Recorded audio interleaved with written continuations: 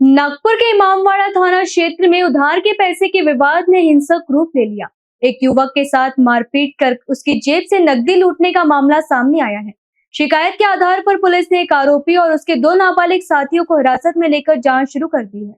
Police के अनुसार फरियादी सूरज आनंद मुर्मू ने कुछ समय पहले आरोपी मयूर सूरज फुले से 2000 रुपए उधार लिए थे, जिन्हें वह बाद में लौटा चुका था।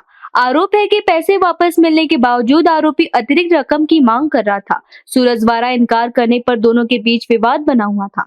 शिकायत के मुताबिक 29 तारीख की रात करीब 11:30 बजे सूरज रामबाग कॉलोनी के पास से गुजर रहा था। इसी दौरान आरोपी मयूर फुले अपने दो नाबालिग साथियों के साथ वहां पहुंचा, उसका रास्ता रोका, गाली गलौज की और मारपीट की। आरोप है कि मारपीट के दौरान सूरज की जेब से करीब 1000 रुपए निकालकर तीनों मौके से फरार हो गए। घटना के बाद पीड़ित ने इमामवाड़ा पुलिस थाने में शिकायत दर्ज कराई। पुलिस ने मामला दर्ज कर आरोपी मयूर सूरज फुले और उसके दो नाबालिग साथियों को हिरासत में ले लिया है। पुलिस के अनुसार मुख्य आरोपी के खिलाफ पहले से भी आपराधिक मामले दर्ज है, जबकि उसके नाबालिग साथियों के संबंध में भी रिकॉर्ड की जांच की जा रही है। मामले की आगे की जांच पुलिस द्वारा की जा रही है। इमामवाड़ा पोलीस स्टेशनच्या ज्युरिडिक्शन मध्ये रामबाग परिसरात सदरची घटना झालेली आहे। फिर्यादी सूरज मुर्मू यांनी सदरची तक्रार इमामवाड़ा पोलीस स्टेशनला दिलेली आहे। फिर्यादी आणि आरोपी दोघेही ओळखीचे होते।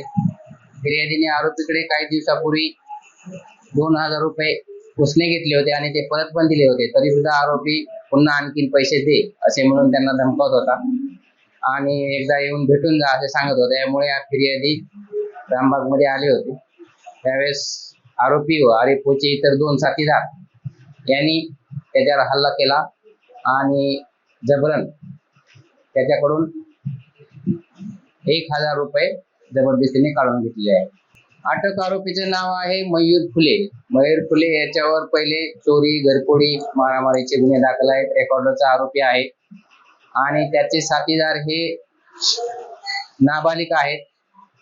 दोन्ही साथीदार नाबालिक आहेत। तिघांच्यावरही गुन्हा दाखल आहे, परंतु नाबालिक असल्यामुळे त्यांच्यावर इतर कारवाई केलेली नाही आणि मयूर फुलेला अटक करून पुढील तपास चालू केला आहे।